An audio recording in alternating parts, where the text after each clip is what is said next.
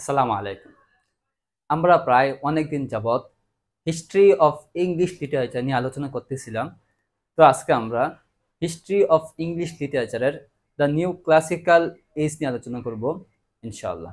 The new classical age is very important because they followed the Renaissance and characterized by a revival of ancient or classical ideas. So এই জন্য আমরা আজকে the new classical period নিয়ে আলোচনা করতেছি।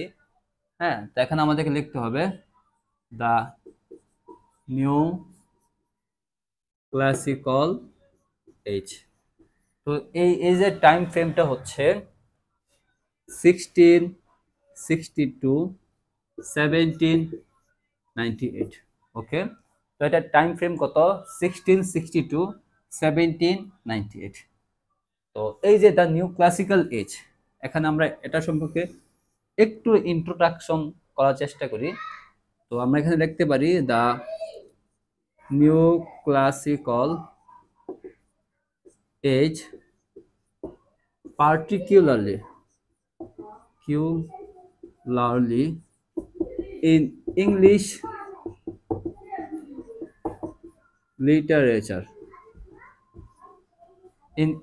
literature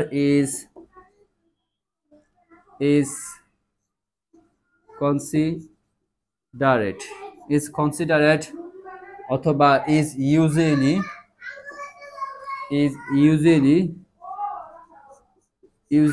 considered to have to have to have I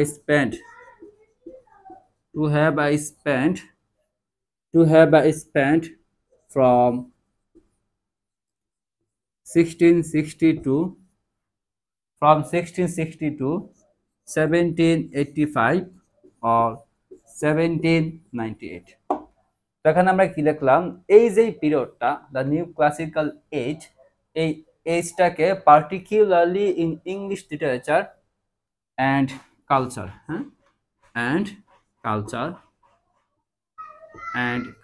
particularly in English literature and culture, এরপর আমরা এখানে একটা কমা দিব, usually considered to have a spent, মানে এটাকে ইউজুয়ালি সাধারণত 3 ভাগে ভাগ করা হয়, অথবা এই পিরিয়ডটা একেবারেই একসাথে শেষ হয় নাই এরকম একটা বিষয়, এটা ধাপে ধাপে শেষ হয়েছিল। ফর এক্সাম্পল, প্রথম এটাকে রেস্টোরেশন পিরিয়ড হিসেবে ভাগ করা হয়েছে, তারপরে সেকেন্ড হিসেবে দ্য অগাস্টান এজ, এবং থার্ড যেই টাইম ফ্রেমটা সেখানে রাখা হয়েছে দ্য এজ অফ জনসন অথবা দ্য এজ অফ সেন্সিবিলিটি। তো এই যে বিষয়টা, এটাকে স্পেন্ড বলা হয়, টু হ্যাভ আ স্পেন্ড। এটা আপনার এক ধাপ বাই ধাপ করা হয়েছে আর কি। তো এরকম ভাবে কত সাল থেকে কত সাল পর্যন্ত গেছিল, 1660 থেকে 1685 অথবা 1698 পর্যন্ত এটা বিদ্যমান ছিল। ওকে, তো এরপর আমরা আরো একটু ইন ডিটেইলস আলোচনা করতে পারি। দ্য মুভমেন্ট লিখতে পারি, দ্য মুভমেন্ট লিখতে পারি। দ্য মুভমেন্ট, এই যে মুভমেন্টটা, এই মুভমেন্টে কি হয়েছিল, দ্য মুভমেন্ট, এই মুভমেন্টটা আপনার followed the Renaissance, followed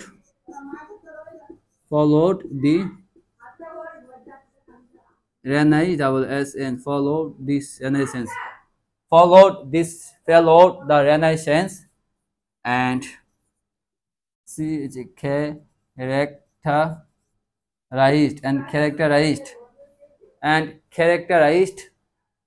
characterized by কিসের দ্বারা ক্যারেক্টারাইজ করা হয়েছে, by a revival of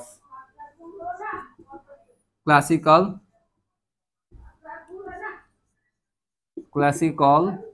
ideas।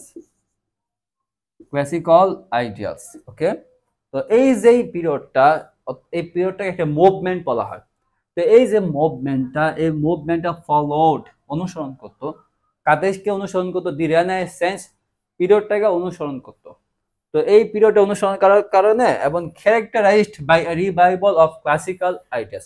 তার মানে রেনেসান্স পিরিয়ডের যে যে ক্লাসিক যে ক্যারেক্টারাইজড গুলো অথবা যে মেইন ফিচার্স গুলো রয়েছে, সেই মেইন ফিচার গুলোর মধ্যে কিন্তু তারা ক্লাসিক্যাল যে ট্রেডিশন ছিল ওই ট্রেডিশনে তারা পুনরায় আবার ফিরে আনার জন্য চেষ্টা করছিল।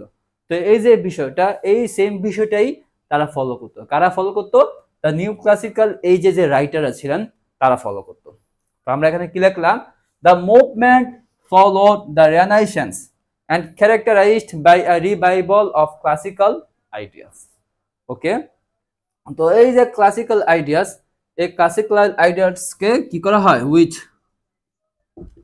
যেটাকে এমফেসাইজিং, হ্যাঁ,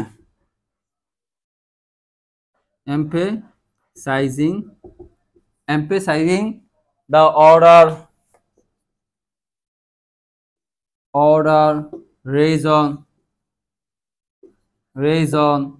accuracy,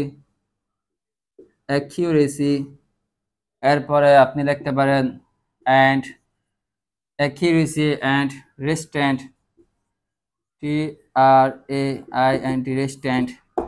ওকে, তো আমরা এখানে কি লিখলাম?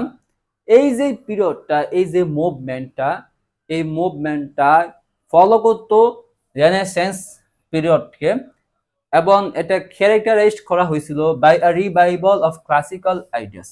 তো ক্লাসিক্যাল আইডিয়াস বলতে আমরা দেখতে পারি, এখানে আমরা ক্লাসিক্যাল আইডিয়াস একটু লিখে দিই আপনাদের সহজ করার জন্য। তো ক্লাসিক্যাল আইডিয়াস বলতে দ্য এনশিয়েন্ট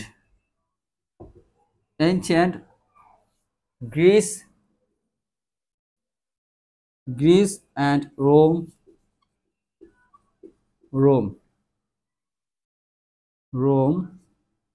literature, ওকে, মানে সহজ করার জন্য আমরা লিখে দিলাম। তো এটাকে এমফেসাইজ করা হয়েছিল, এমফেসাইজিং, কিসের দ্বারা এমফেসাইজ করা হয়েছিল? দা অর্ডার, এরপরে আপনি লিখতে পারেন রিজন, এরপরে আপনি লিখতে পারেন accuracy and restraint, TRAINT, restraint। ওকে, তো এই ক্লাসিক্যাল পিরিয়ডটা অথবা নিউ ক্লাসিক্যাল পিরিয়ডটাকে হ্যাঁ ফলো করা হয়েছিল রেনেসান্সদের মতন করে, এবং তার রিভাইভাল, দ্য ক্লাসিক্যাল আইডিয়াস গুলো তারা রিভাইভাল করছিলেন অর্থাৎ পুনরায় ফিরে আনছিলেন, এবং তাদেরকে এমফেসাইজ করা হয়েছে অর্ডার, রিজন, অ্যাকিউরেসি মানে হচ্ছে নির্ভুলতা, হ্যাঁ, অ্যান্ড রিস্ট্রিক্ট মানে হচ্ছে আপনার সংযত করা। তো এগুলো তারা ফলো করতো। আর আমরা এটা এখানে লিখতে পারি it coincided with the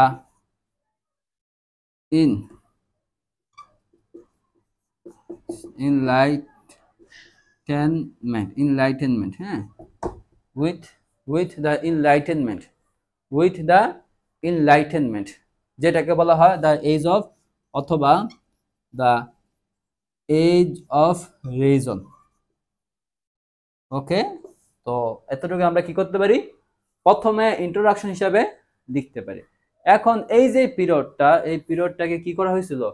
spend অর্থাৎ ভাগ করা হয়েছিল। কয় ভাগে ভাগ করা হয়েছিল?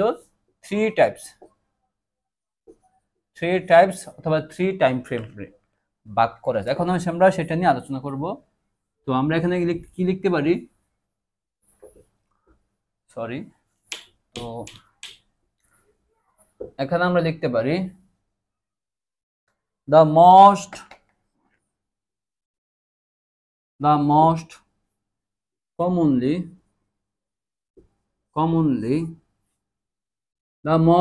commonly time frame, seaside, the most commonly cited time frame, the most commonly cited time frame for the most commonly cited time frame for the for the new classical the most commonly cited time frame for the new classical age and the most commonly cited time frame for the new classical age. তো এই যে এজটা in English literature which divided in English literature. তো এখানে আমরা কি লিখলাম is 1660 to 1798. তো আমরা এখানে কি লিখলাম the most commonly cited time frame for the new classical age in English literature is 1660 to 1798. তার মানে এই সালের মধ্যে আপনার the most commonly cited যেটাকে আপনার করা হয়েছে টু রেফার্ড অথবা মেনশন করা হয়েছে, হ্যাঁ, তো এই টাইম ফ্রেমের মধ্যে এটাকে মেনশন করা হয়েছে। তো আমরা বুঝতে পারছি এখানে কি বলা হয়েছে, এই যে 1660 খ্রিস্টাব্দ থেকে শুরু করে 1798 খ্রিস্টাব্দ পর্যন্ত ইংরেজি সাহিত্যে নিউ ক্লাসিক্যাল এজটার জন্য যে টাইম ফ্রেমটা নির্ধারণ করা হয়েছে এটা কি ছিল, তা মোস্ট কমনলি ছিল। তো এটাকে সাইটেড করা, সাইটেড মানে কি রেফার্ড,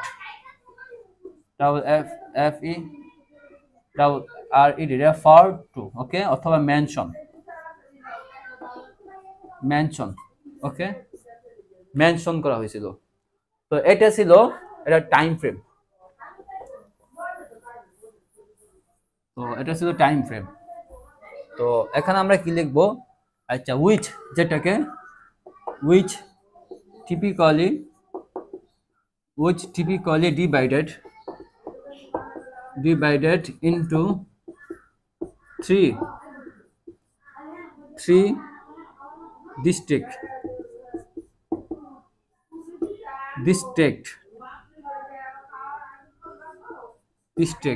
হ্যাঁ, ওকে, 3 distinct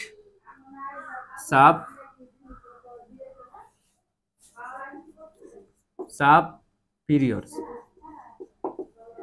তারাকে কি হিসাবে ডিভাইডেড করা হয়েছে, সাব পিরিয়ড হিসাবে ডিভাইডেড করা হয়েছে। তো এখন আমরা এই সাব পিরিয়ড নিয়ে আমরা এখন আলোচনা করব ইনশাআল্লাহ। তো এখন আমরা কি লিখতে পারি, দা কি time frame and sub division, okay, key time frames and the sub division। তো নাম্বার 1 যেটা আমরা বলতে পারি the restoration period, যেটা টাইম রেঞ্জ ছিল 1660 to 1700, ওকে। তো এরপরে যেটা ছিল দা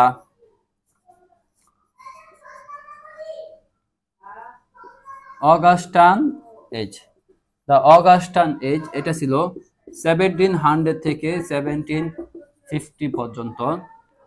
এরপরে দা এজ অফ জনসন অথবা হ্যাঁ দা এজ অফ